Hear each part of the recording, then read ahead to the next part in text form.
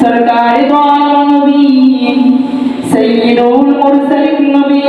आखिर जमाना पैगंबर नबी হাদিসে পাকে বর্ণনা করে মান আহাব্বা সুন্নতি ফাকাদ আহাব্বানি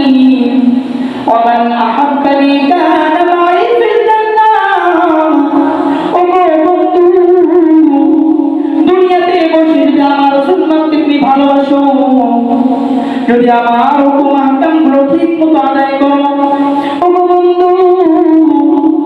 যে আমার সুন্নাতকে ভালোবাসলো সে যেন আমি নবীকে ভালোবাসলো।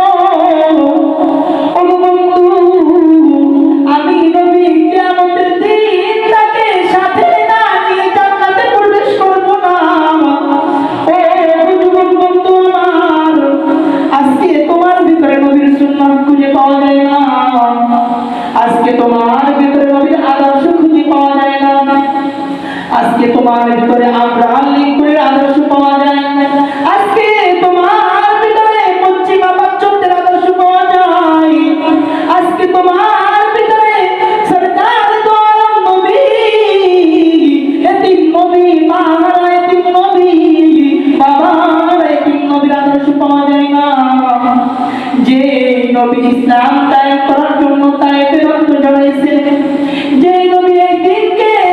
পৌঁছানোর জন্য এই উম্মাহ পর্যন্ত পৌঁছানোর জন্য রক্ত ঝরাইছে, ওদের রক্ত ঝরাইছে, তায়েফে রক্ত ঝরাইছে। ও বন্ধু আমার, আজকে তুমি সেই নবীকে ভালোবাসো না, আজকে তুমি মেসি নেইমারকে ভালোবাসো, আজকে তোমার কাছে প্রিয় তারকা তারা, অথচ সরকার দো আলম নবী সয়্যিদুল মুরসালিন নবী, যেই নবীকে না বানাইলে আসমান জমিন সৃষ্টি হতো না, যেই নবীকে না বানাইলে কোন কায়নাত সৃষ্টি হতো না, আজকে সেই নবীকে নিয়ে কুলাঙ্গার নাচতেই কোনো খালি যায়, অথচ তোমার কলিজায় ব্যথা লাগে না। ও বন্ধু, আজকে তোমার কাছে মেসি নেইমার ভালো, আজকে তোমার কাছে নাস্তিক মুরতাদ ভালো, কিন্তু তোমার কাছে সরকার দো আলম নবীর প্রেম মোহাম্মদ ভালো লাগে না।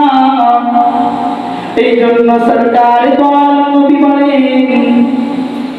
মুমিন এবং কাফেরের মাঝে যে পার্থক্যটা হলো নামাজ,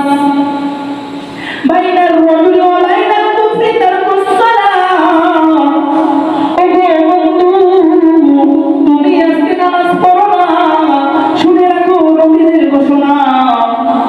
সরকার দো আলম নবী সয়্যিদুল মুরসালিন নবী